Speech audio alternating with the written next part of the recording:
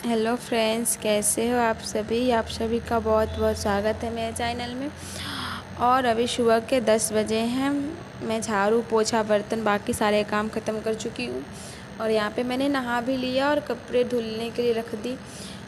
ऐसे जो भी काम निपटा रहता है तो निपटा ही रहता है, इसलिए मैंने नहाने के तुरंत बाद कपड़े जो भी सारे थे मैंने सारे ही लगा दिए जो गंदे पड़े थे। और उसके बाद मैं यहाँ पे रस्सी पे डाल लिया। मुझे इस टाइम ना भी टाइम मिल गया था क्योंकि बाबू को मैं भी सुला दी थी, बाबू भी सो गया था और खुशी भी खेल रही थी, तो मुझे उतना भी टेंशन नहीं था। तो मैंने सोचा चलो फ्री टाइम है तो मैं काम कर लूँ।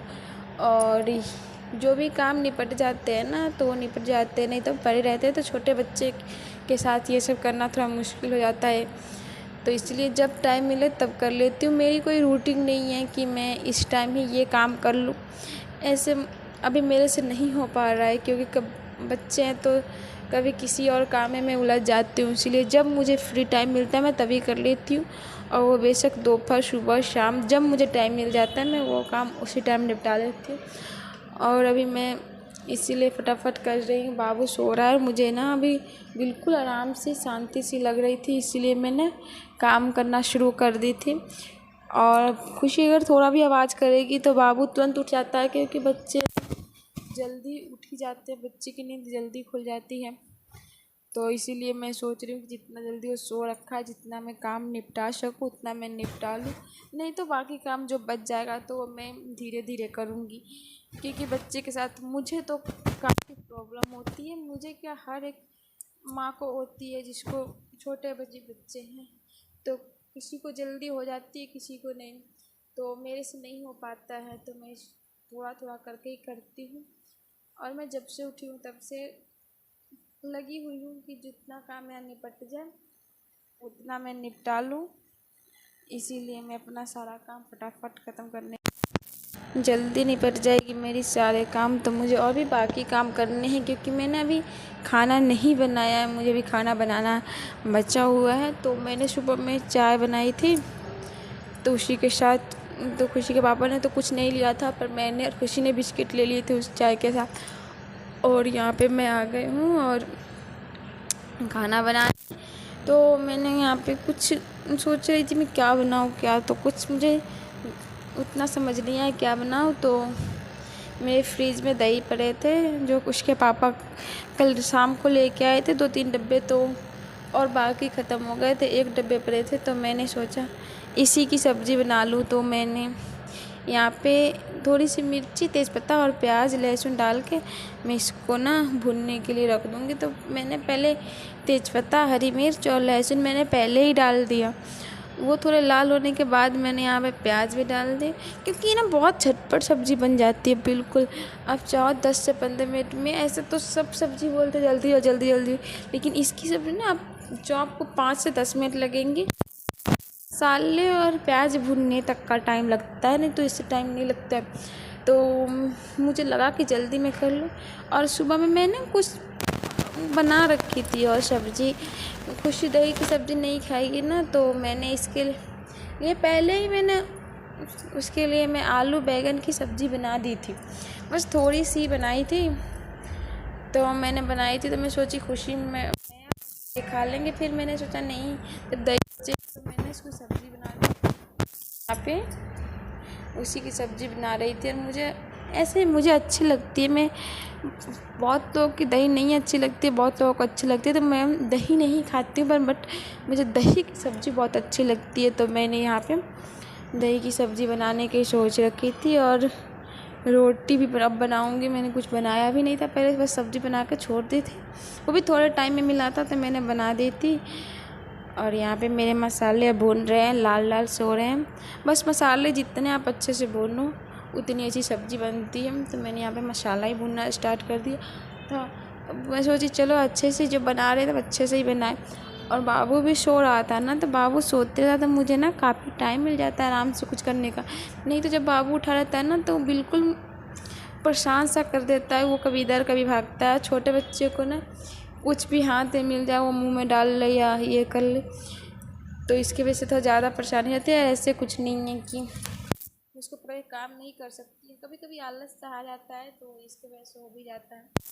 और मैं यहाँ पे रोटी बनाने आ गई थी और अभी ना लगभग 12:30 हो गए थे, तो मैं जल्दी जल्दी बना रही थी क्योंकि खुशी के पापा खाना खाने आने वाले थे। तो मैं यहाँ पे फटाफट बन रोटी मिलने की कोशिश, और खुशी भी पीछे ही बैठी थी, वो थोड़े थोड़े शोर मचा रही थी।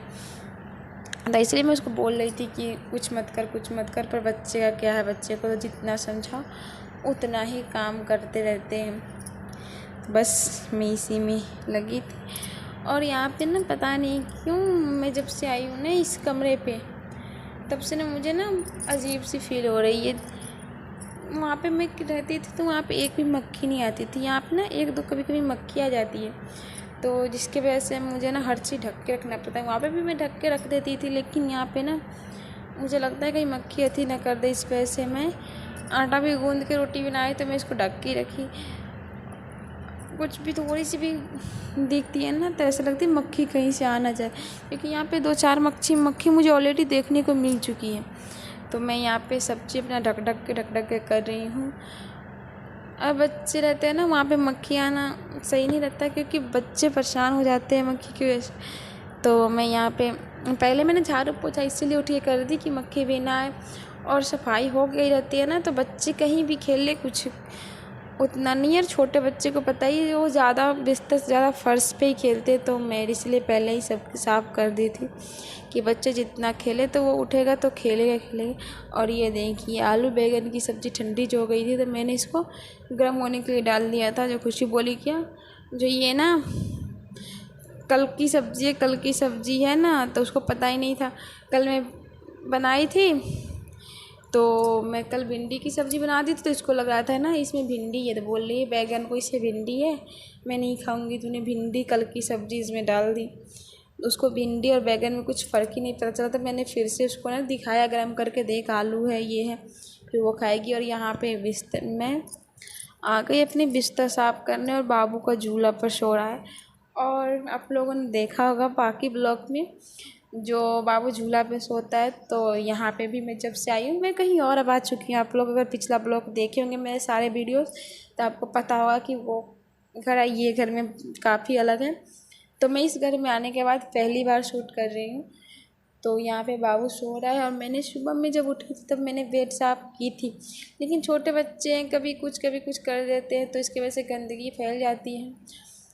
तो क्या है, जब तक बच्चे हैं छोटे हैं तब तक फैलती, बड़े होने के बाद उतने तो बच्चे खुद ही समझदार हो जाते हैं। तो यहाँ पे फैल रखे थे, मैंने सोचा चलो बाबू सो रहा है तो मैं कर लूँ। तो यहाँ पे मैंने फटाफट बिस्तर साफ़ कर लिया। खुशी भी अभी तक खेल रही थी, उसको ना मेरे पास नहीं आ रही थी, उसको टाइम मिल जाता है। बस यही है कि कहीं भी बैठ के वो कुछ परेशान कर देती है, कुछ भी किसी चीज़ से छेड़ती रहती है। बच्चे हैं ना, कभी कभी होता है ना बच्चे का मन कर जाता है कि मैं ये कर लूँ वो कर लूँ, तो वो कहीं भी साइकिल के पास कहीं बाइक के पास कभी कुछ करती रहती है। मुझे इसकी वजह से ज़्यादा डर लगता है, तो मैं काम छोड़ के उसको देखने जाती हूँ कहीं कुछ कर तो नहीं रही है।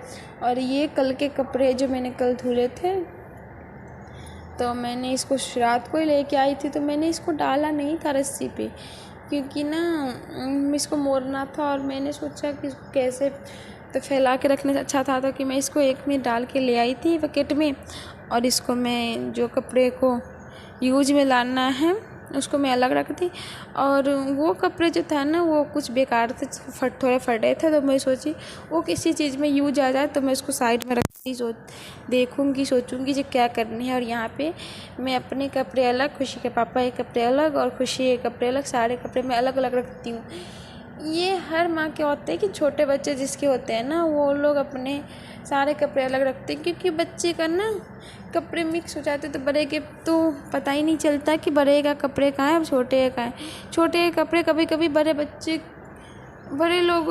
के साथ मिल जाते तो पता ही नहीं चलता। मेरा खुशी और बाबू का कपड़ा एक साथ मिल जाता है, तो मैं बहुत ढूंढती रहती हूँ, इसीलिए मैं दोनों खाना अलग अलग ही रखती हूँ।